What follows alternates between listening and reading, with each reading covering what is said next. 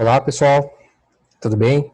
Aqui é o Eduardo Cadori, instrutor do CFC Cadori, especialista em Direito de Trânsito, Psicologia do Trânsito e Gestão de Trânsito, tecnólogo de segurança no trânsito e atuante aí desde 2011 na formação de condutores, um dos professores aí junto com os demais colegas Adriano e Magnus, dentro então do nosso CFC Cadori aqui de São Luís Gonzaga, no Rio Grande do Sul. Então, dentro da proposta que a gente tem feito já de complementar os estudos de vocês. Então, além das aulas, das 45 horas aula que você faz nas aulas remotas ao vivo, online, conosco, também estamos produzindo materiais para você poder complementar seus estudos. E eu enviei, já lá no nosso grupo do WhatsApp, um simulado geral, tá, com 30 questões de todos os conteúdos, de todos os módulos previstos no curso de primeira habilitação. Alguns de vocês já devem ter feito o simulado, outros ainda vão entrar em contato. E a ideia, então, é que vocês, ao resolverem as questões, após fazerem os exercícios, você assista, então, esse vídeo e veja, então, a correção comentada. Eu vou estar aqui fazendo uma análise de todas as perguntas, tá, e as opções, e apresentando algumas dicas e trazendo algum tipo de contribuição que favoreça o seu aprendizado, favoreça você lá na hora da prova também, que você consiga obter o seu êxito, né, e levar depois para a vida uma informação ainda mais qualificada para poder fazer parte do trânsito de forma inteligente, ok? Então, é um simulado bem geral, né, com questões bastante pertinentes, e a gente vai estar olhando aqui, trabalhando, e você vai corrigindo aí, fazendo os apontamentos, ok? Tá? Hoje está um dia bastante frio aqui no Rio Grande do Sul, chuvoso, né? Vamos indo aí, então me perdoem se eu tossi um pouco aqui, né? Às vezes aí as mudanças de temperatura deixam a gente um pouco pequenos resfriados, né? Torcendo aí que não seja nada sério, né? Vamos lá. Então, questão número 1.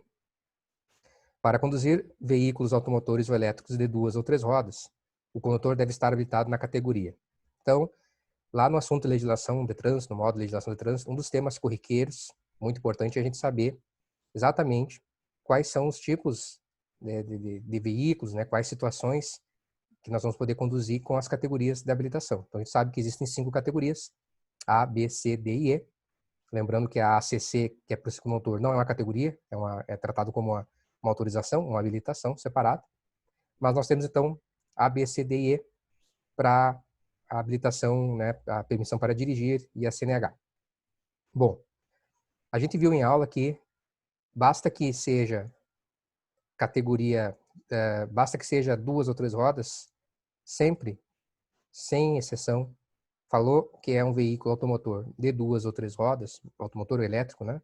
De 2 ou 3 rodas, você pode ir com toda certeza na categoria A, tá? Categoria A é a única que abrange esses veículos. Tanto é que, se um condutor ele é habilitado, por exemplo, na categoria E da escola, só na E da escola, ele dirige todos os veículos da E, da D, da C e da B, mas não dirige nenhum veículo da categoria A. Para ele poder conduzir uma motocicleta, por mais que ele tenha já a categoria E, ele vai precisar fazer uma adição de categoria da categoria A. Então, a categoria A para as motocicletas, né, triciclos, motonetas, inclusive o ciclomotor também é abrangido aqui, ela é uma categoria, digamos assim, que à parte em relação às demais, certo? Então, a alternativa aqui no nosso simulado é a alternativa letra C, cuja resposta é categoria A, né? A gente vê que categoria B são já os veículos de 4 rodas e tem 2 limitadores, né? Até 3.500 kg de PBT e até 8 lugares de passageiros, excluído o condutor. Como regra, isso é a categoria B. Tem as exceções, né? Motor casa até 6.000 kg e veículos automotores destinados a executar trabalhos agrícolas, também com categoria B. Categoria C, a gente vai pegar então aquele limite de 3.500, que até 3.500 é B, de bola, mas acima de 3.500 já vamos então para a categoria C. Então, se passar de 3.500, é a categoria C. Não importa o limite, tá? Não tem limite. É acima de 3.500, categoria C. Categoria E vai ser aquela combinação de veículos, cuja unidade tratora se enquadre nas outras categorias, B, C ou D, e a unidade tracionada, a parte de trás, o semi-reboque, tem mais de 6.000 kg. E em aula eu dou aquela dica, né? Quando o enunciado de questão ele menciona combinação de veículos, essa frase é uma combinação de veículos, então ele está falando da categoria E. É claro que para ser E, efetivamente, não é qualquer combinação de veículos. Eu posso ter um automóvel com um reboque, isso ser tratado como uma combinação, mas ainda assim ser categoria B. Agora, a categoria E vai exigir a combinação de veículos, vai estar no enunciado isso, e o veículo de trás, o veículo que está sendo tracionado, está sendo puxado, ele tem que ter mais de 6 mil quilos de PBT, para daí efetivamente ser a categoria E, a categoria do motorista. E a categoria D é para conduzir veículos que transportam, tem lugares para mais de 8 pessoas. Então tem mais de 8 passageiros. Lembrando que nessa contagem de passageiros, o condutor não conta. Então você tem o condutor, que é você ali dirigindo, e até 8 passageiros é B de Brasil, mais de 8 passageiros é D de dado, D de Dinamarca. Ok? Isso aí é assunto de aula, tá? É um tema bem corriqueiro, é uma das primeiras aulas de legislação que a gente tem, então não é novidade, é apenas aí dando uma retomada. A questão foi fácil, já caiu direto lá na categoria A, ok? Vamos avançar, vamos para a próxima. Alternativa, a questão número 2, né? São alguns pré-requisitos para candidatar-se à habilitação. Isso aqui é muito interessante. Né? A gente sabe que no Brasil a gente precisa ter 2 requisitos para poder se habilitar, né? No sentido assim, em termos de idade e de condição, tá? Claro que nós temos ainda outros requisitos, mas vamos pensar o seguinte: a gente sabe que a partir dos 18 anos, completados os 18 anos, o jovem pode se deslocar para o CFC e fazer o procedimento de primeira habilitação. Agora, não basta que ele tenha 18 anos. Ele tem que ter 18 anos e ser considerado penalmente imputável, ou seja, ele pode vir a responder pelos seus atos praticados, né, criminosos que ele possa cometer no trânsito. Porque senão, daqui a pouco a pessoa poderia acabar atropelando alguém, se envolvendo em um acidente, e isso iria causar um prejuízo e ela não teria responsabilidade criminal ou responsabilidade penal. Tanto é que a gente estuda os crimes de trânsito na formação de condutores também, que é lá o capítulo 19 do Código de Trânsito Brasileiro.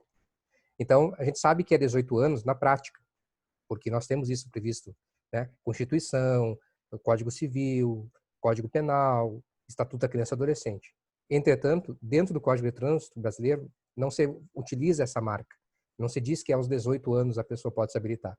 Se diz que ela pode se habilitar quando ela for penalmente imputável, que envolve, sim, ter 18 anos completos ou mais, entretanto, também responder pelos seus próprios atos. Agir, ser uma pessoa autônoma, um ser consciente. Uma pessoa que ela tem algum tipo de limitação, algum tipo de condição de saúde neurológica, por exemplo, que faça com que ela não consiga cuidar de si própria, ela tem um tutor, ela está interditada judicialmente, nessas situações, essa pessoa não tem condições de dirigir. Né? Então, esse é um ponto interessante. Só ajeitar aqui de novo. Eu acabei enroscando aqui meu pé. Tá? Então, nós temos aí essa questão. Então, a gente sabe que o marco, na prática, é 18 anos, entretanto, você tem que gravar que o requisito é ser penalmente imputável. E será que, como diz aqui a alternativa D, né? Será que também eu tenho que saber ler e escrever? Sim. Então, a nossa resposta é aqui. A letra A, por exemplo, ela diz que eu tenho que ter 21 anos ou mais. Né? Existem 2 categorias que 21 anos é requisito. Tá? Existem. Que são as categorias D e E. Então, para eu me candidatar à categoria D ou E, que nós acabamos de ver, né, aqui, eu vou precisar ter 21 anos de idade. Não é o único requisito, né? Eu também preciso ter, no caso da D, né, ter 2 anos de B, ou no caso da E, ter 1 ano de C, por exemplo. E ainda não ter cometido infrações de natureza grave ou gravíssima, nem ter sido reincidente em infrações médias nos últimos 12 meses. Então, se eu não cometi essas infrações, tenho 21 anos, eu posso ir lá e fazer a mudança de categoria para a categoria D ou E. Agora, efetivamente, na primeira habilitação, eu tenho que ser penalmente imputável, saber ler e escrever e ter documento de identidade e o CPF, para completar aí os requisitos. Tá? Então, não tem escolaridade, tá? Tanto a alternativa C quanto a E falam em tipo de escolaridade. Ensino médio completo, fundamental completo. Não. A pessoa tem que saber ler e escrever. Você não precisa comprovar a escolaridade para ingressar um processo de habilitação. Entretanto, precisa minimamente ter condições de leitura, né, de compreensão, de escrita, também porque você vai precisar disso, né, para o trânsito. É para a formação. Se não sabe ler e escrever, como é que vai fazer uma prova teórica, né? É impossível. Então tem isso, ok? Também assunto de aula. Vamos aí para a questão 3. Beleza, saímos então ali do comecinho, vamos avançando um pouco mais na legislação. A nossa questão número 3 diz: diante de um cruzamento não sinalizado, terá preferência de passagem o veículo. Isso é muito interessante, né? Pensando na interseção, um cruzamento, a gente vai ter que sempre levar em conta, primeiro, se há alguma sinalização definindo a preferência de passagem. Será que ali tem um semáforo? Será que ali tem uma placa de dê a preferência? Ou mesmo uma placa de parada obrigatória que, consequentemente, acaba cedendo a preferência para o outro? Não. O enunciado me diz que não existe nenhum tipo de sinalização. É um cruzamento simples, sem nada para indicar quem é que tem preferência. Nessa situação, como é que funcionam as regras, né? A gente vê lá na aula de norma e circulação, que o artigo 29, inciso 3 do Código de Trânsito Brasileiro, ele nos traz quais são as situações em que você tem as preferências de passagem. Lembre que são 3 situações, 3 regras. Uma regra geral e 2 exceções, né? As exceções. Primeiro, se o veículo está andando pela rodovia, tem preferência aquele que está pela rodovia. Se o veículo está transitando na rotatória, aqui no Rio Grande do Sul a gente costuma chamar de rótula, né? Mas é rotatória. Se ele está transitando pela rotatória, ele também tem preferência. E a terceira situação, que é a situação, a regra, né? Quando não é nenhuma dessas 2 situações, vai ter essa outra, que é quando o condutor se aproxima pela direita. Então chegam 2 veículos no cruzamento, um dos veículos está à direita do outro, esse então tem preferência. Vamos ver as alternativas aqui? A alternativa A diz que terá então preferência de passagem o veículo que transita pela rodovia.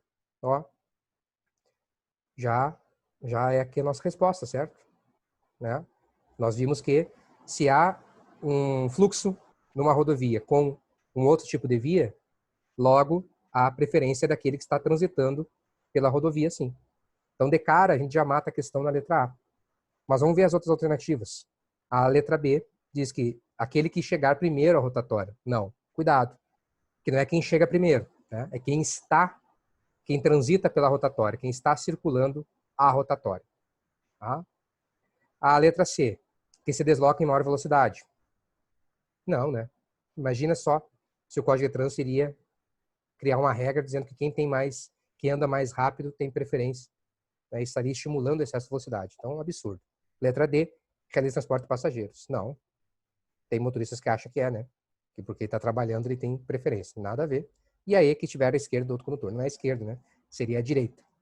Então, realmente, a única alternativa possível aqui é a letra A na questão 3. Essas questões sobre preferência de passagem é muito importante que você revise, tá? Então, se você tem alguma dúvida ainda, tá? Pesquise, faça leitura do material, né? Para que você não fique com dúvida qualquer na questão da preferência. Tanto é agora para a sua prova, quanto depois para o dia a dia. Ok? Vamos para a próxima. Questão 4. Estando a pista de rolamento dividida em 2 faixas, lembrando, né? O que é a faixa? Faixa de trânsito é a área em que cabe um veículo. Então, estando a pista dividida em 2 faixas, e sendo estas demarcadas por linhas longitudinais na cor branca, longitudinais, tu lembra, né? É uma linha ao longo da rua, da via, né? Da pista. Ao longo. É uma linha longitudinal, ao longo, entendeu? E ela é na cor branca. Tá pintado branco ali, dividindo as faixas de trânsito, pintado de branco.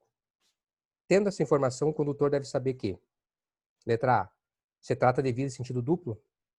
Será que a cor branca indica sentido duplo? Não, né? O sentido duplo seria a cor amarela.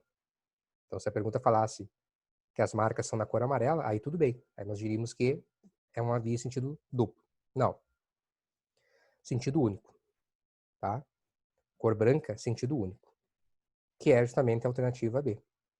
Então, se trata de uma via de sentido único, a cor branca vai me dizer que aquela via é mão única, como a gente diz aqui. Sentido único de direção.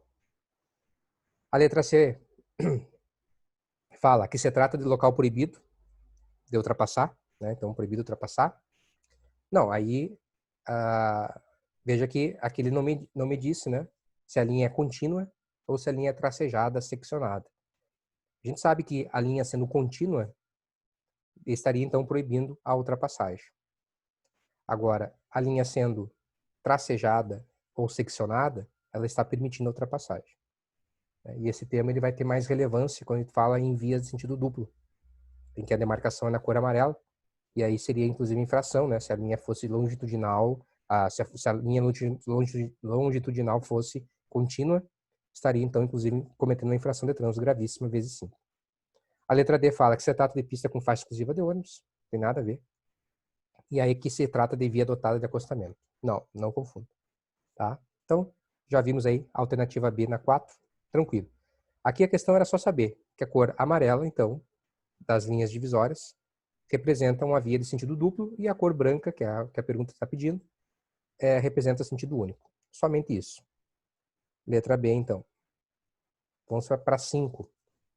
5. Todo proprietário de veículo automotor deve saber que possui o dever de informar ao órgão executivo estadual de trânsito, que é o DETRAN, a mudança de proprietário, sob pena de se responsabilizar solidariamente em até. Então, as alternativas vão trazer um prazo. Ou seja, eu sou o proprietário de um veículo, tá? Tem um veículo registrado em meu nome e eu pretendo vender esse veículo. Vou trocar de proprietário, portanto, né? Não vai ser mais meu, vou vender. O Sistema Nacional de Trânsito, o sistema Renainf, o sistema Renavan, o sistema do Detran, que vai utilizar o Renavan, que é o Registro Nacional de Veículos Automotores, ele vai ter lá registrado que o veículo é meu, certo? Tá lá no meu nome no documento do veículo, todo ano licencio, vem o documento no meu nome, bonitinho, perfeito.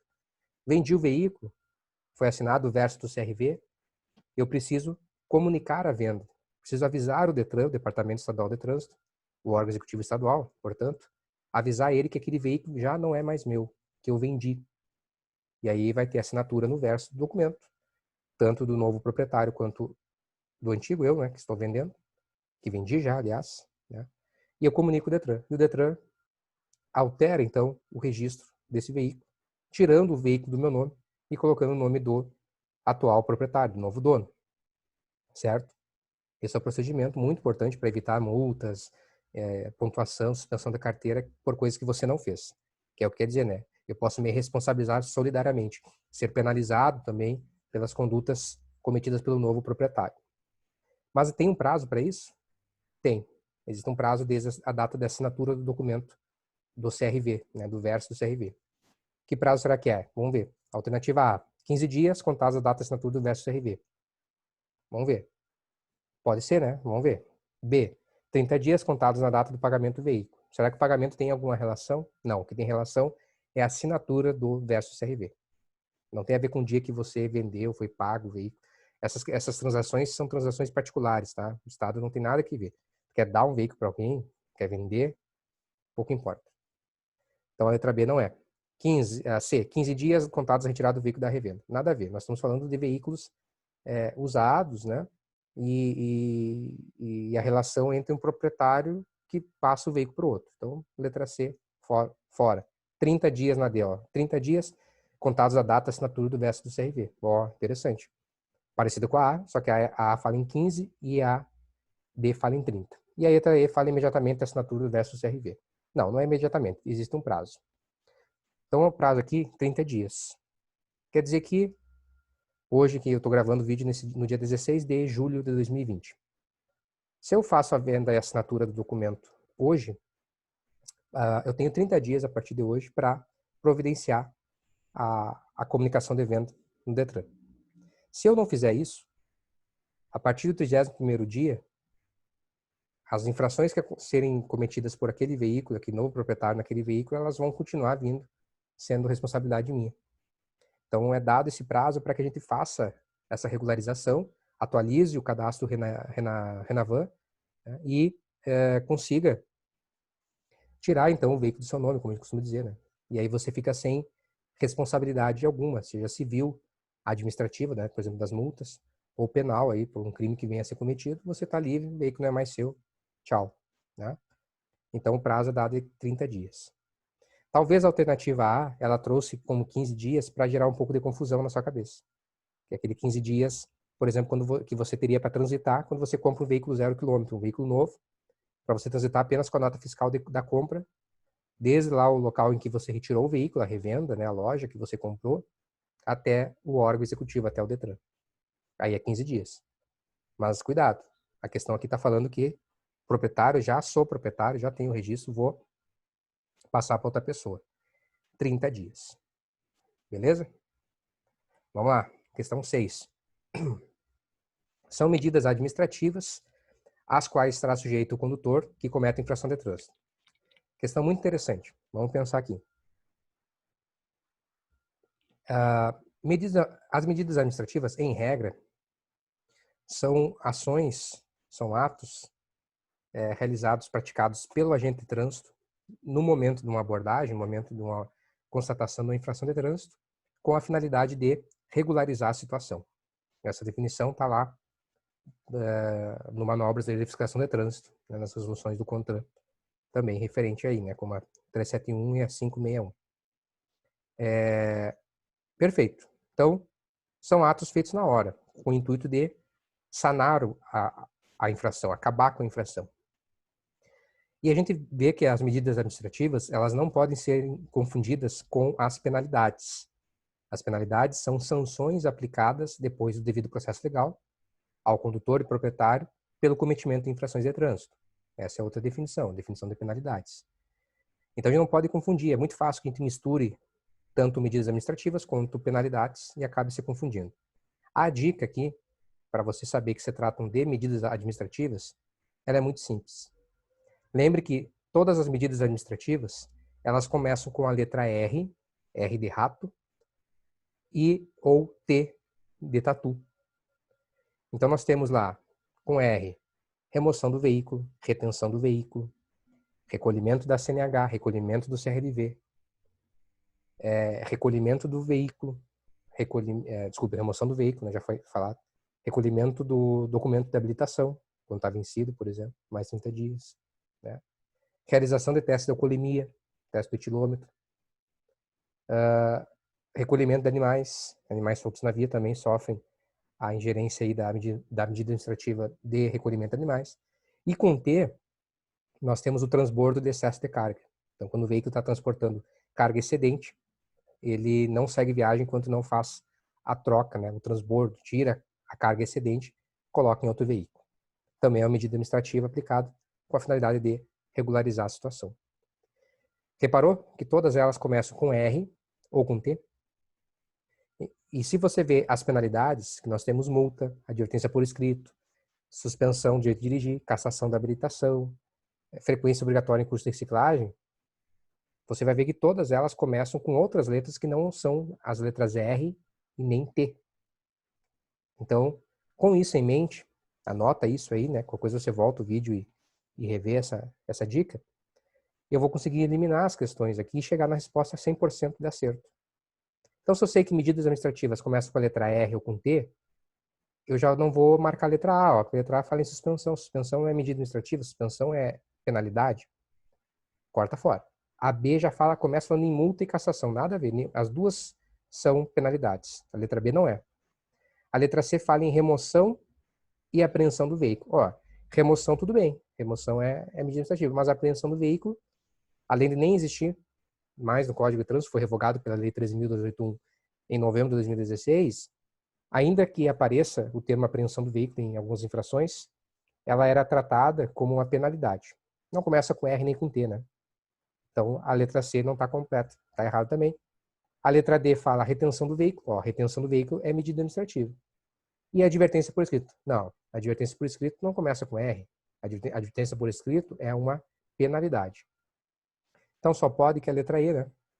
Remoção do veículo, que é a retirada do veículo do local para regularizar a situação. Por exemplo, um veículo estacionado no local proibido, vem um guincho e né, a determinação do agente de trânsito e remove o veículo.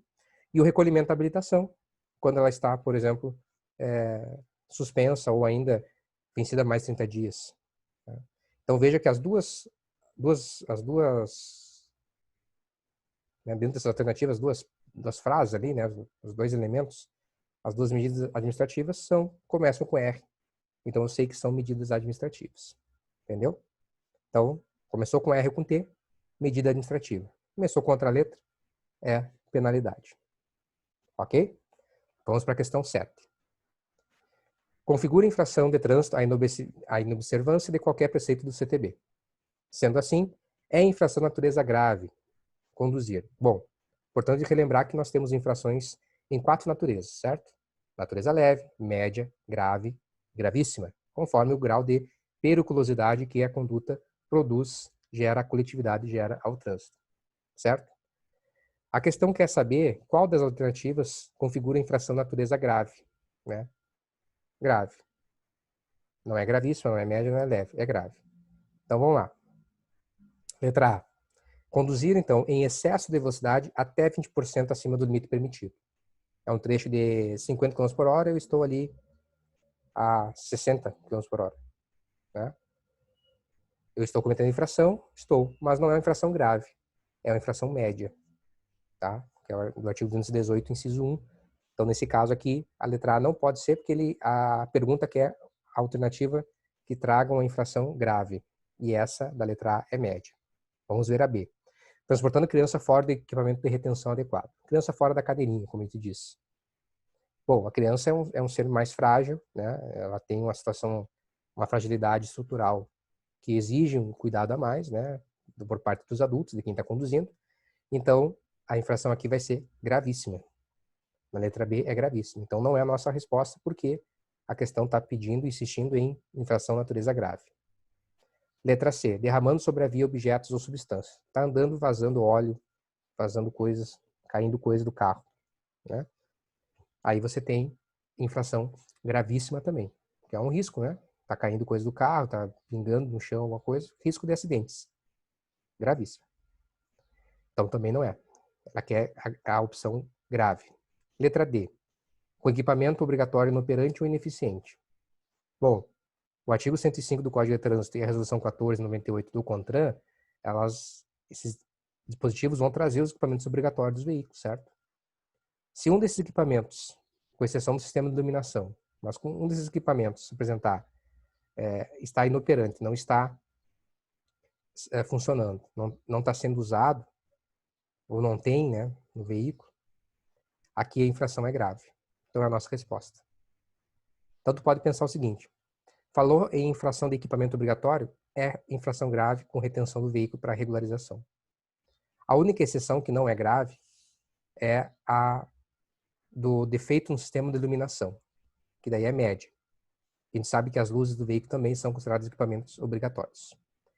Mas nesse caso, está queimada uma lâmpada, é infração média. E a letra E fala motocicleta com farol apagado. O farol apagado é considerado infração gravíssima na motocicleta, tá? Motocicleta, motonetas com motor, infração gravíssima. Então não é, né? A resposta aqui é a letra D de dado. Beleza. Questão 8. No trânsito, todo condutor deve dirigir com atenção os cuidados dispensáveis da segurança. É infração de trânsito. A. Conduzir com apenas uma das mãos ao sinalizar com o braço a intenção de mudar de direção. Não. É uma das situações, a mudança de direção, né? Fazer o gesto com o braço. É uma das opções em que eu posso, das situações que eu posso ficar dirigindo com apenas uma mão no volante. Então a letra A não está correta. Questão B. Desculpa, alternativa B.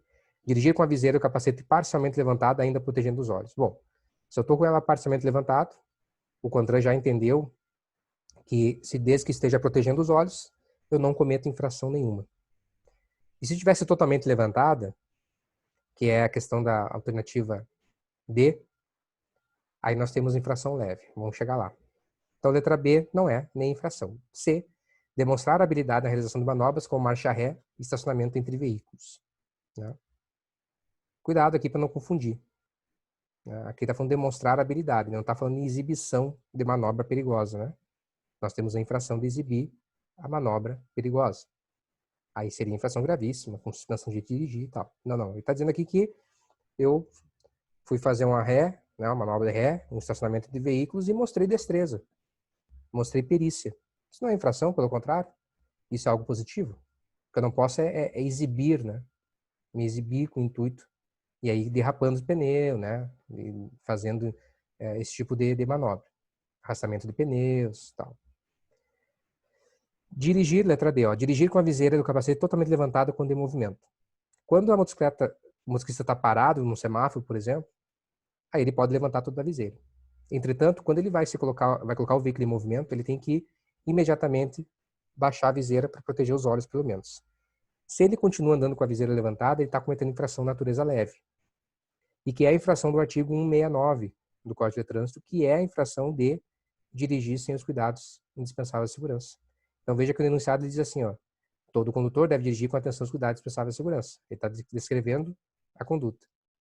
Então, quando eu uso o capacete totalmente levantado, a viseira, né, totalmente levantado do capacete, eu estou, então, cometendo infração de natureza leve, dirigindo sem cuidados indispensáveis à segurança. Mas é leve, mas é infração. Né? E a letra E, exibir quando solicitados os documentos exigidos. Bom, se o policial me aborda e pede meus documentos, isso não é infração de trânsito. Né? Infração seria se eu não entregasse os documentos. Daí seria infração de natureza gravíssima. Então a letra D na 8 está aí já disponível para você. Vamos avançar. 9. Mais legislação. A Lei Seca completou 10 anos recentemente. Né? Em 2018 ela fez 10 anos. Atualmente há margem de tolerância para o consumo de álcool, porque já houve. Hoje não temos mais margem. Já tivemos uma margem, né? Não temos mais. Por isso que a lei é chamada Lei Seca. Né? Então vamos lá. Não. Letra A, não. O que existe é a margem de erro admitido do etilômetro. Ó, interessante. Vamos ver as outras alternativas? Letra B, não. Qualquer medida constatada por exame de etilômetro configura infração. Será? C, sim. Tem uma tolerância igual ou inferior a 0,4 decigramas de álcool por litro de ar alveolar. Será? Será que existe na lei uma possibilidade de eu beber um pouco, né, autorizado pela lei? D, sim, de 0,10 decigramas. Não. 0,10 decigramas era antigamente. E, sim, desde que não apresente alteração em capacidade psicomotora. Não. Eu posso estar aparentemente bem, entretanto, se eu fizer o teste do etilômetro e der a constatação, eu serei autuado. Agora a questão é, e a gente fala sobre isso em aula, os aparelhos usados para medição, eles passam, né, obviamente, pelo Inmetro, são homologados, são aferidos, então ele tem que demonstrar as condições de funcionamento. E para ser homologados, eles passam por testes em que se conclui e se estabelece uma margem de erro admitido, ou uma margem de erro conhecido. O que quer dizer isso? Quer dizer que há a possibilidade, por menor que seja, mas há uma possibilidade de uma variação na medida. Ah, então quer dizer que eu posso daqui a pouco assoprar o bafômetro e o bafômetro marcar uma coisa que não é verdade? Sim. Só que sempre que houver a fiscalização, sempre que houver o uso do etilômetro e a pessoa assoprar, o agente de trânsito ele vai sempre reduzir, vai diminuir da quantidade que deu no display do aparelho, ele vai reduzir 0,04 mg, miligramas do álcool alveolar. Né? Então, a gente não usa isso, não diz que isso é uma tolerância.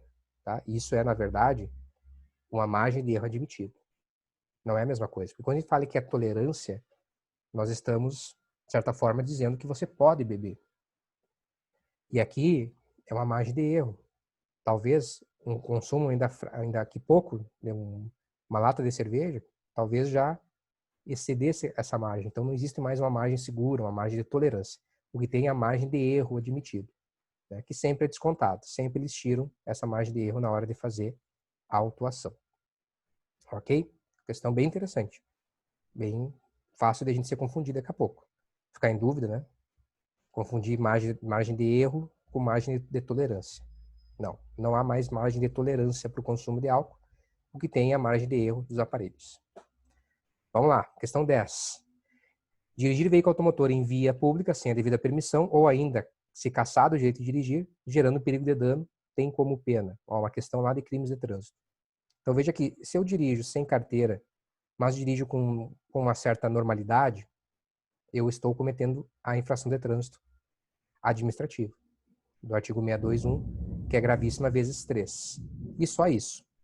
Agora, se eu estou dirigindo sem habilitação, ou até já fui habilitado, estou com a habilitação cassada, estou dirigindo de forma perigosa, né, em zigue-zague, demonstrando falta de perícia, demonstrando imprudência, além da imprudência de estar dirigindo ainda, né, mas um ato concreto de imprudência, por exemplo, aí eu vou ter a incidência do cometimento de um crime de trânsito, tá? Então, que é o crime do artigo 309. Então, diante disso, vem aquela dica. Nós temos 11 crimes de trânsito, tá? Desses 11, 4 têm prazos diferentes. Então, por exemplo não, vou citar todos. Homicídio culposo. A pena para quem mata no trânsito, a pena geral, daí tem as qualificadoras e tal, né? A pena geral vai ser de 2 a 4 anos. Então, tu memoriza aí, 2 a 4 anos. Lesão corporal culposa, que é outro crime. A pessoa não morreu, mas se machucou. 6 meses a 2 anos. Aí tu pega lá o crime de embriaguez. Se eu tenho um índice de consumo de álcool elevado, é o crime.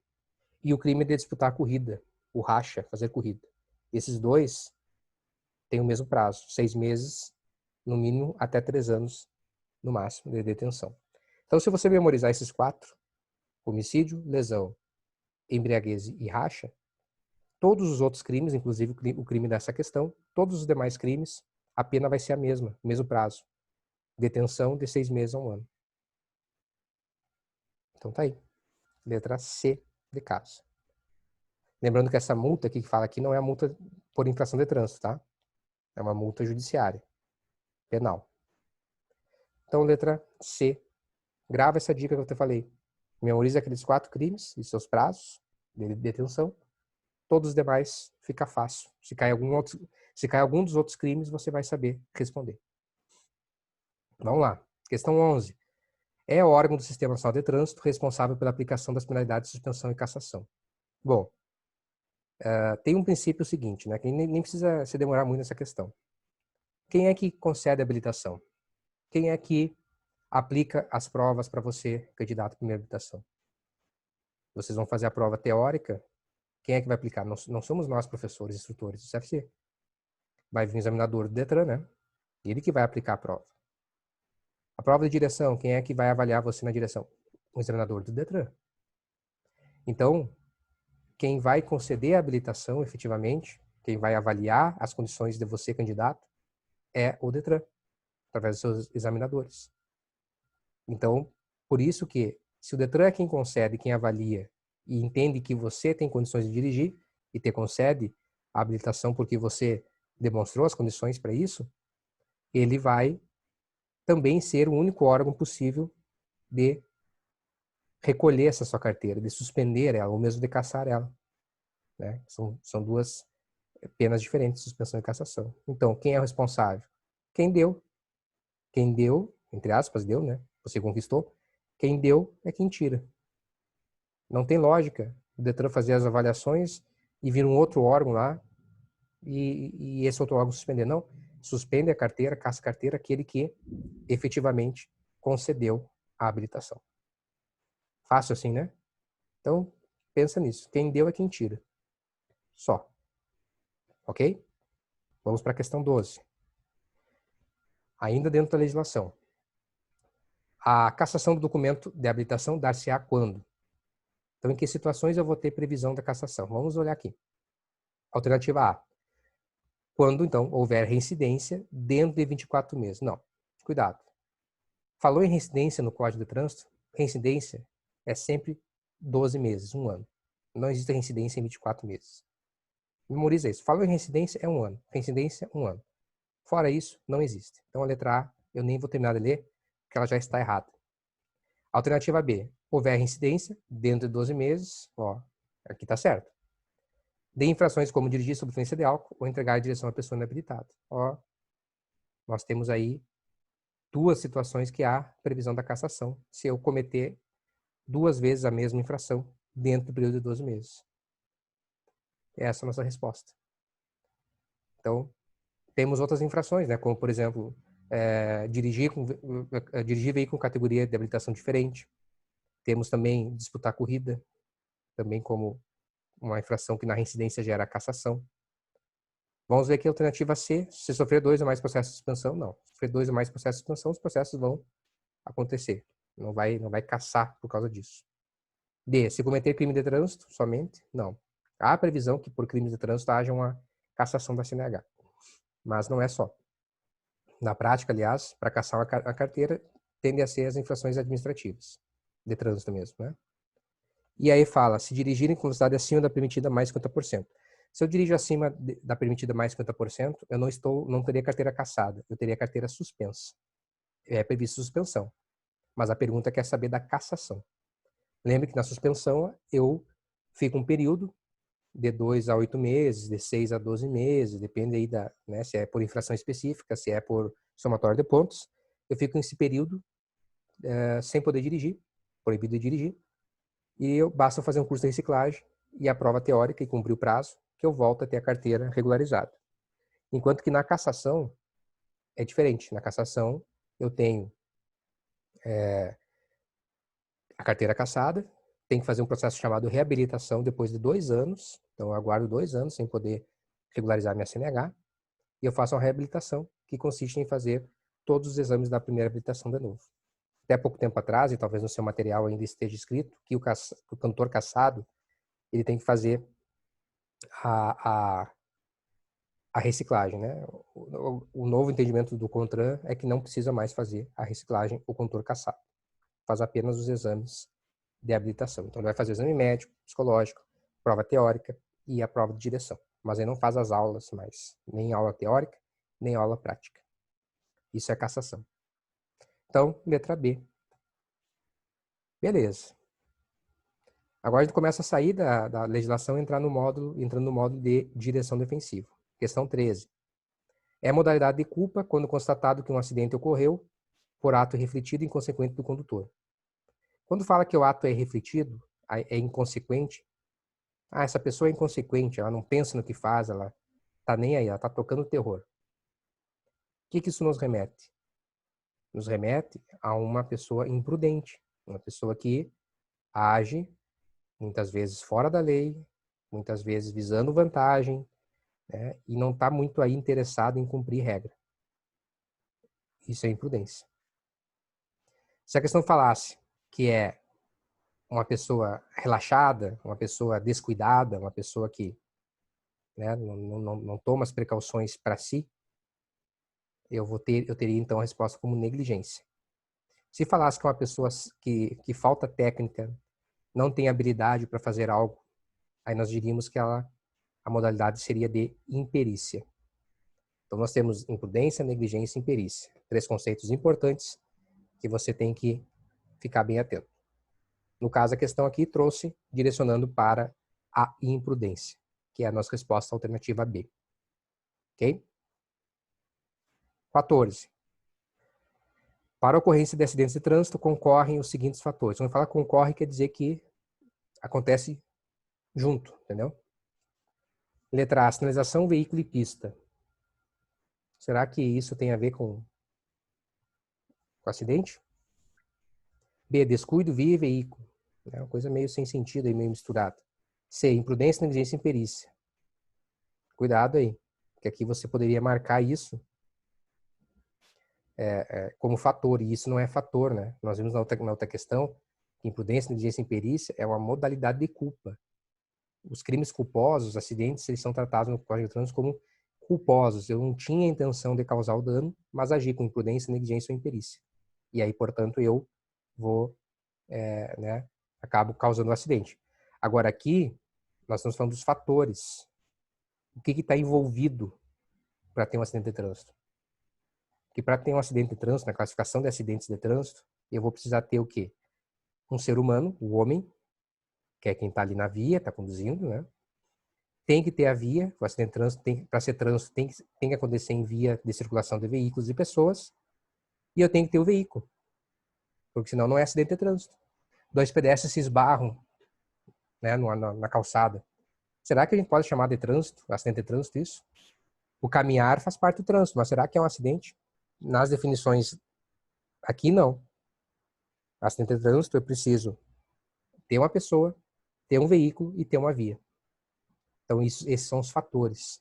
Essa questão é uma questão bem sacaninha, hein, né? Tu poderia já vir embalado da questão anterior e acabar respondendo, né, a letra C, por exemplo, e não. A resposta é a letra D de dado. 15. São consideradas condições diversas do condutor. Veja só, condições diversas são aquelas situações que causam algum tipo de dificuldade, de prejuízo para a condução segura, né? São condições adversárias, causam prejuízo. O que tu tem aqui? Condições do condutor. Então, são situações que dizem respeito ao condutor, que o condutor poderia controlar, entendeu? Nós temos muitas condições diversas. Agora mesmo está chovendo aqui, ó. A chuva é uma condição diversa, mas a chuva você não tem controle. A chuva não é um ato humano, então não é uma condição diversa do condutor. Então, como é que nós vamos fazer aqui? Letra A, sinalização e estrutura da pista. Nada a ver com o condutor isso aí, né? Isso são condições de via. B, sono, cansaço, ó, até aí estava certo, mas ele diz, e má conservação da via. Má conservação da via é uma condição de via, então a letra B não está completa, correta, está errada. C, uso de substâncias psicoativas, as drogas, né? Tomei um álcool ali, né? Tomei algum tipo de droga, fumei maconha, são substâncias consideradas psicoativas. Fadiga, que é aquele cansaço crônico, aquele, né? Aquele desânimo e cansaço que se reflete tanto mentalmente quanto fisicamente, e sonolência. Ó, tudo isso diz respeito à condição do ser humano, né? A pessoa que sente isso. Então é um fator, é uma condição diversa do condutor. Beleza? Então, letra C. Questão 16. O que é velocidade compatível com a segurança? Esse é um conceito muito importante, sempre trabalhado nas aulas de direção defensiva. Bom, a gente sabe que existe uma velocidade máxima e uma velocidade mínima. A velocidade máxima é aquela definida pela sinalização, que o órgão de trânsito coloca na via, ou ainda conforme a classificação das vias. Tem também vem outra aula que, quando a via não tem uma sinalização, não tem uma placa, por exemplo, aí nós temos uma velocidade prevista no Código de Trânsito. Então essa é a máxima permitida. Se eu passar da máxima, eu estou cometendo infração de trânsito, não importa a justificativa.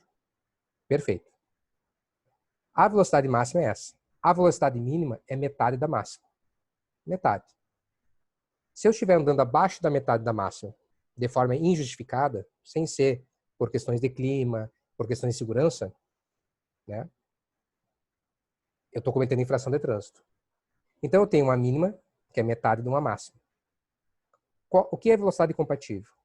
É a velocidade que eu vou adequar dentro desses dois pontos, levando em conta as condições climáticas, as condições da via, as condições do veículo, da carga que eu estou transportando. Então, a resposta é a letra D. É a velocidade empregada no veículo, considerando via, veículo, carga e condutor, mas dentro dos limites regulamentados, ou seja, dentro, não excedendo a máxima e nem reduzindo demais a mínima. Entendeu? É um ponto aqui.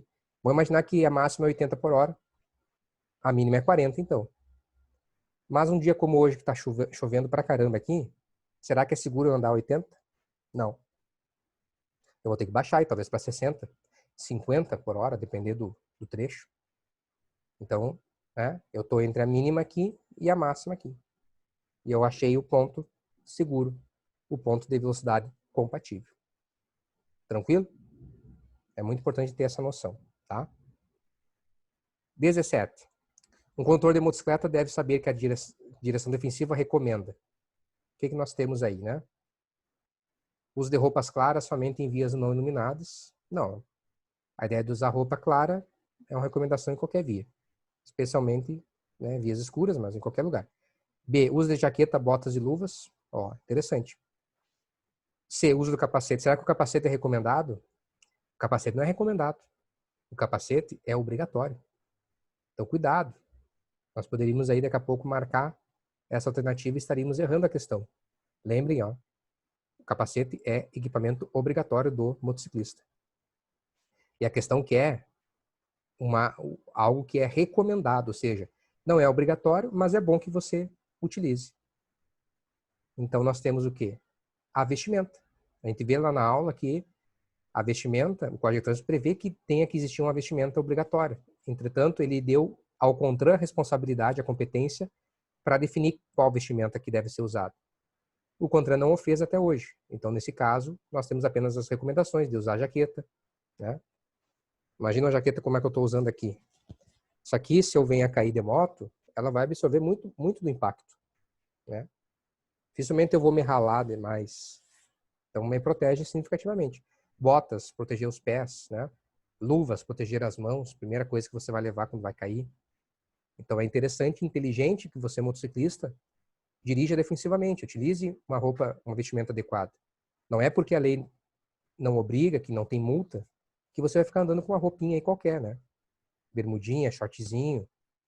Dirigindo moto é uma péssima ideia que você utilize esse tipo de roupa. Então, a questão 17, a alternativa correta é a letra B de Brasil. 18, vamos lá. É um dos elementos do capacete que deve ser sempre avaliados pelo condutor. Tá? Tem uma série de critérios do capacete que você tem que verificar. Será que a validade do capacete? A validade não é algo definido ou previsto na legislação. É muito fácil a gente marcar aqui. Mas o que eu vou verificar? Eu vou verificar o estado geral do capacete, se ele tem avarias, se ele tem danos, se ele está amassado, se ele está trincado. É isso que importa para a segurança, né? Se o capacete estiver numa dessas situações, você não pode utilizar ele, tem que comprar um novo. Agora, a validade dele não é determinante para a sua condição. É porque o capacete não é um bem perecível, não é uma comida que estraga, que tem que ter validade, certo? Se você cuidar bem dele, ele pode durar por um bom tempo. Mas tem que cuidar, não pode derrubar, não pode se acidentar com ele, derrubar do chão. Isso tudo aí tu tem que tomar os cuidados para que o capacete perdure por um bom tempo. Então é isso. Letra C. Vamos para 19. Um dos princípios pelo qual é obrigatório transitar com o farol aceso na motocicleta, também durante o dia, nós vimos lá na aula de direção defensiva que nós temos alguns princípios, coisas que digamos assim, dão o sustentáculo, a base para a direção defensiva. Né? E a gente vê que, por que eu tenho que andar com o farol ligado? O mesmo princípio se aplica lá, quando eu estou na rodovia, de dia igual, mesmo de dia. Tem pessoas que dizem assim, que diferença vai fazer eu estar com o farol ligado? Não. De dia, para você com o farol ligado, talvez não faça muita diferença, mas para o outro condutor ver que você está se aproximando, faz. Então nós temos aí a obrigatoriedade tanto de usar na rodovia, todos os veículos, quanto em qualquer via, o tempo inteiro, o motociclista, o princípio do ver e ser visto. Que quando alguém está usando o farol ligado, mesmo de dia, eu estou vendo melhor ele, e quando eu estou usando o farol ligado, mesmo que de dia, eu estou sendo melhor visto pelo outro. Então, ver e ser visto. Esse é o princípio. Tranquilo? Vamos avançar? Questão 20, ainda dentro do universo da direção defensiva. Já superamos legislação, estamos terminando aqui já direção defensiva para nós ir já para os outros 3 módulos, que são questões mais curtas, né? Questão 20, então, vamos lá. Quando o motociclista posiciona a motocicleta nas colunas laterais dos veículos, a coluna lateral é a parte da carroceria, aquela que liga, né, a carroceria com o chassi. Está tendo mais agilidade? Não tem nada a ver isso, né, com agilidade. Estará cumprindo o CTB? Não, pelo contrário. Se eu fico nas colunas do veículo, eu vou estar sendo mal visto. Não vou estar sendo bem visto. Né? C, estará se posicionando no ponto cego do motorista. Perfeito. Ponto cego é aquela área que o espelho retrovisor não mostra, que é a área justamente onde fica as colunas do veículo, e muitas vezes o motociclista, ao se posicionar de forma inadequada, o motorista do carro olha para o espelho retrovisor e não enxerga o motociclista lá atrás, porque ele está posicionado nas colunas do veículo. E logo, o motorista do carro daqui a pouco faz uma manobra, muda de direção e acerta aquele motociclista que não estava sendo enxergado. Então, a importância de você, ao conduzir motocicleta, você também se posicionar fora dos pontos cegos. E a gente vê na aula quais são os pontos cegos, né, que tem nos carros. Tranquilo? Questão 21. Principais causas de acidentes são a negligência, imprudência e imperícia. O que é imperícia? Então, nós vimos que era imprudência e agora o que é imperícia. Lembra do que eu falei antes? Imperícia é falta de habilidade. Imperito é aquele que não tem condições técnicas de fazer algo. E acaba fazendo e dá M aí, né? Dá um problema. Então, o que eu tenho aqui? Letra C. Falta de experiência, falta de conhecimento, incapacidade, falta de habilidade. Né? É o leigo, aquela pessoa que não tem condições técnicas de fazer algo e tenta fazer mesmo assim. Ele é imperito. Tranquilo? 22. São substâncias psicoativas que deprimem o funcionamento do sistema nervoso central. O que quer dizer isso? Quer dizer que torna o funcionamento mais lento, mais arrastado, mais cansado. Ele relaxa, né? Ele reduz o estado de vigília, que é a capacidade de você ficar concentrado. O que faz isso, né? O álcool, as pessoas quando bebem, elas não bebem para relaxar? Não dizem assim, eu vou tomar hoje uma só para dar uma relaxada. A pessoa que fuma maconha, ela não fuma maconha para ficar mais relaxada? As pessoas que fazem uso dessa substância, elas visam sentir uma calmaria, né? Uma ideia de ficar tudo bem, né? Tudo tranquilo. E os ansiolíticos? Os ansiolíticos, os remédios para ansiedade. Se eu estou muito ansioso, né? Eu provavelmente vou tomar um ansiolítico, provavelmente estou em tratamento, remédios para ansiedade. Também faz eu ficar mais de boa, mais tranquilo. Que não quer dizer que faça bem. Inclusive, questão do álcool e maconha, por exemplo, você não pode dirigir sob esses efeitos, né? E os ansiolíticos também, se você estiver sentindo o efeito colateral, você não poderia conduzir, né? Claro que os ansiolíticos, remédios para ansiedade, eles são receitados. Então, tu está em tratamento, o ideal é que você não dirija nessa condição. Então, tá aqui. Eles deprimem, ele faz o funcionamento cerebral ficar mais lento, né? Com maior, daqui a pouco, sonolência, né? É isso aí. Vamos para a próxima? Questão 23. É um programa proposto com a finalidade de reduzir a emissão de gases e ruídos de veículos automotores. Isso a gente vê lá no meio ambiente. Saímos, então, finalmente, da direção defensiva, entramos agora no novo módulo meio ambiente. Quando ele fala programa, o programa para a questão ambiental, programa, cara, vai direto lá, ó, Proconv. Não perca tempo. Agora, se ele falar que é programa destinado às motocicletas, aos motociclos e similares, aí a resposta é outra. Aí é Promote, seria a letra C. Mas como ele não diz no enunciado que é específico de motos, é o programa geral, que é o programa de controle de emissão de gases por veículos automotores e elétricos, né? Então, elétricos não, né? Porque os elétricos não produzem emissão de gases. Então, programa, né, para veículos automotores, emissão de gases. E o veículo automotor, ele consome e libera, né, os gases na atmosfera. Então, há um controle para isso. Então, Proconv. Cuide do seguinte, se o enunciado falasse é um órgão responsável pelo controle da redução da emissão de gases, órgão, aí a resposta seria letra A, CONAMA, Conselho Nacional do Meio Ambiente. Veja que interessante. Então, se ele fala em programa, não diz que é de moto, Proconv, certa resposta. Se ele fala que é programa para motos, Promote, certa resposta. Se ele fala que é um órgão responsável pelo controle de emissão de gases e ruídos de veículos automotores, aí é o CONAMA, que é o órgão que regula a questão ambiental no Brasil. Tranquilo? Vamos avançar. 24. É um dos equipamentos presentes nos veículos automotores que utilizam motores a combustão e que contribuem para a redução da emissão de gases. Veja que está falando de equipamento que ajuda nessa redução, para que não saia tanta emissão de gases, não tenha tanto prejuízo, né? É o canister. O canister, ele evita que o gás, né, do tanque lá do combustível que ele começa a evaporar, ele vá, por exemplo, para dentro do veículo. Então, você tendo o canister funcionando, você não vai sentir cheiro de gasolina no carro. Se tu sentir cheiro de gasolina no teu veículo, provavelmente é por causa de um vazamento ou o canister está com problema, né? Então, de qualquer forma, você tem que verificar. Então, ele auxilia nesse sentido, né? Até para você não ter contato, você, pessoa, condutor, não ter contato com a gasolina dirigindo, né? Que, obviamente, não faz bem para a saúde. Então, o canister. Veja, o canister ele é um equipamento voltado à questão ambiental. O que é o cárter? O cárter é onde fica o recipiente do óleo.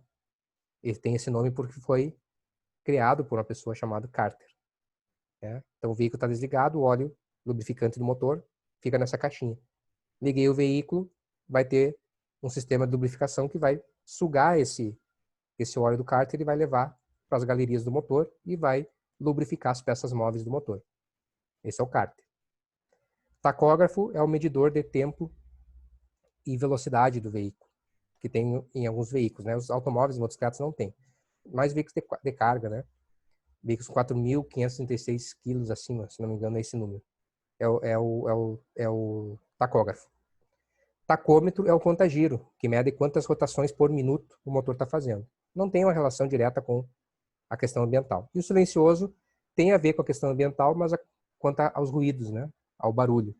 E não quanto à emissão de gases, que a pergunta pediu emissão de gases. Tranquilo? Letra B. Vamos para 25. Qual dos fatores abaixo é mais decisivo para levar o indivíduo a fazer parte de um grupo social?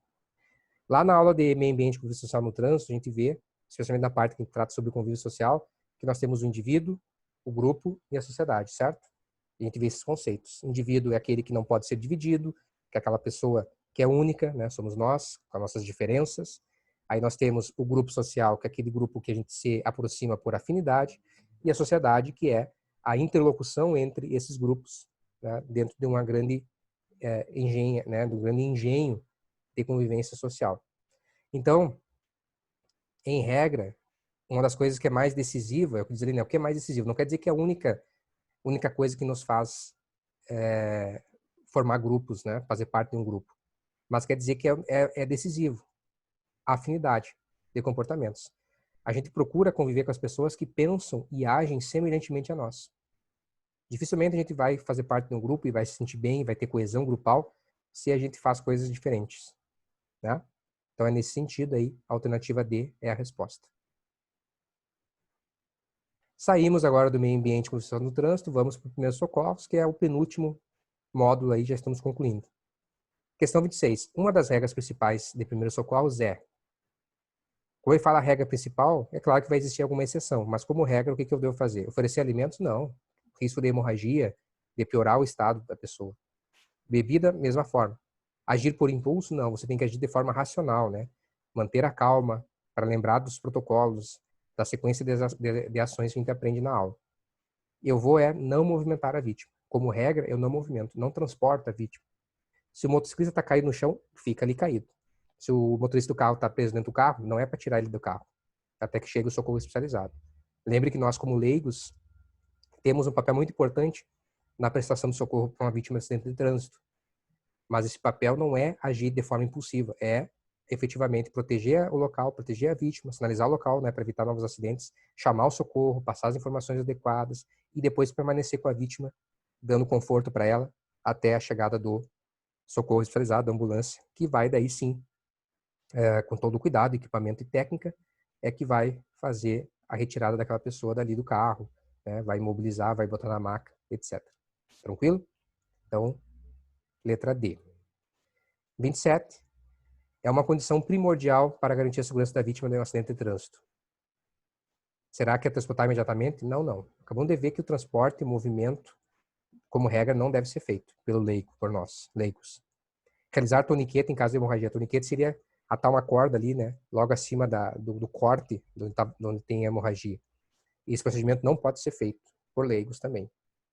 Deslocá-la para a calçada e só depois mobilizar? Não, você não vai movimentar a pessoa sem mobilizar ela. Sinalizar o local e não a movimentar. Tá aí a resposta. Lembrando, eu já falei sobre isso no outro vídeo, né? Muito cuidado com as alternativas que trazem as palavras sempre, apenas ou nunca. Lá na parte de legislação, às vezes o apenas até faz sentido.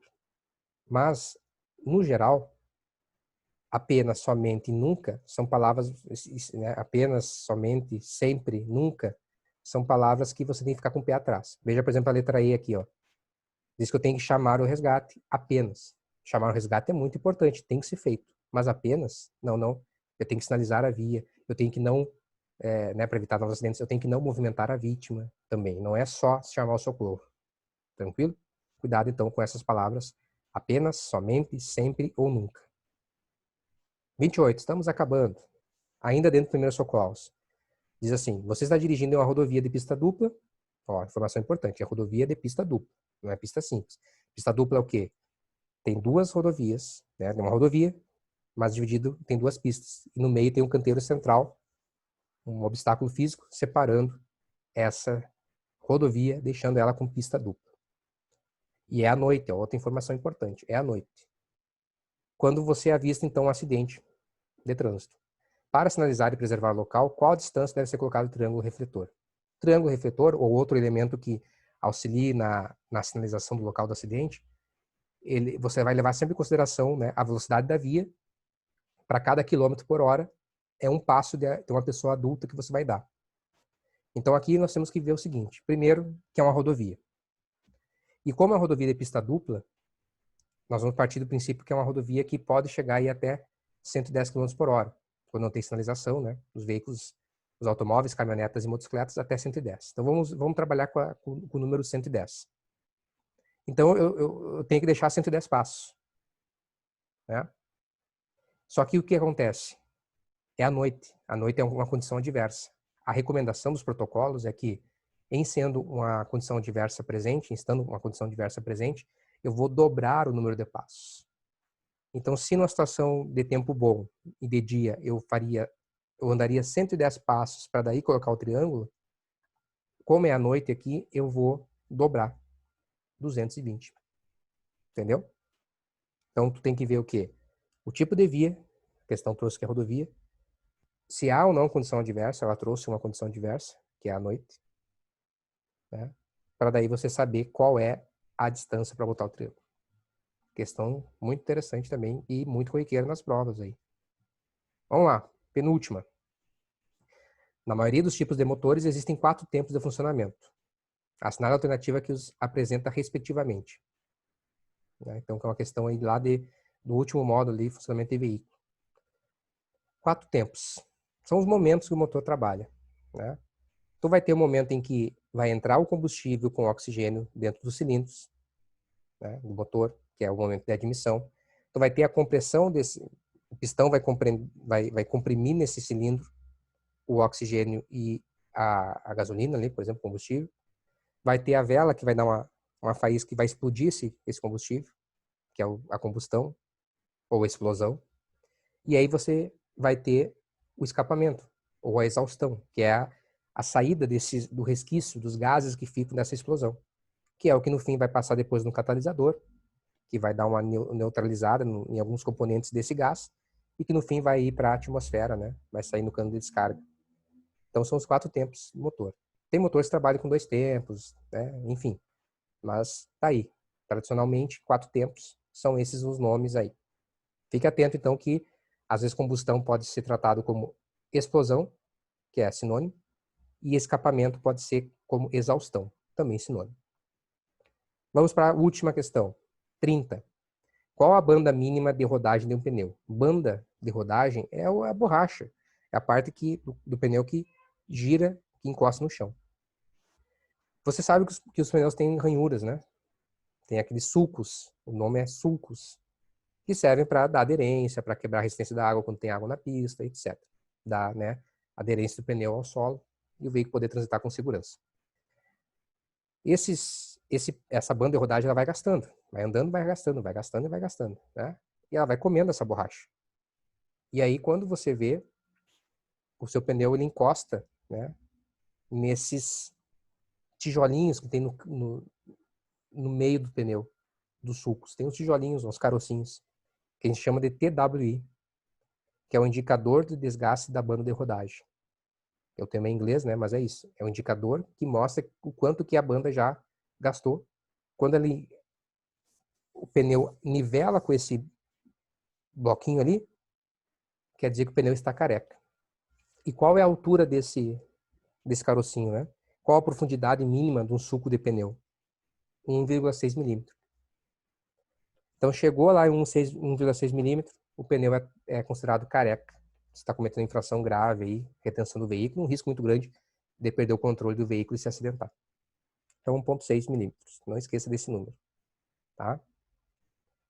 Bom, e assim nós concluímos aqui o simulado geral, com questões bem simples, né? Algumas um pouquinho mais, que exigem um pouco mais de atenção, alguns cuidados, né? Mas eu imaginei que você, tendo feito os exercícios e vendo esse vídeo, você pode então aprofundar um pouquinho mais. É óbvio que ainda eu selecionei aqui algumas questões, né? E alguns temas para destacar, mas você pode também, você, nosso aluno aí, contatar, mandar no grupo do WhatsApp, que a gente vai conversando, tira dúvidas também, certo? Então, sempre aí, né, exercitando, sem deixar de ler o livro de teoria, tá? Que você tenha isso, o material. Se você ainda está em aula, né? Participe bem das aulas, pergunte, tá? Tire dúvidas com os professores ao vivo, tá? Não perca essa oportunidade, tá? Você está sendo formado aí com um ótimo grupo de profissionais, né? Aproveite, tire dúvidas, tá? Manda aí, pode perguntar, para você levar, né? Levar o maior possível número de conhecimentos para te poder usar no dia a dia, né? E ser um condutor eficiente, um condutor seguro, defensivo, com conhecimento, né? Para fazer valer todo esse investimento que você está colocando de dinheiro, de tempo, de vontade, de desejo, né? De se habilitar. Para que depois você consiga usufruir do trânsito aí, que tem sido, às vezes, uma coisa meio desagradável, né?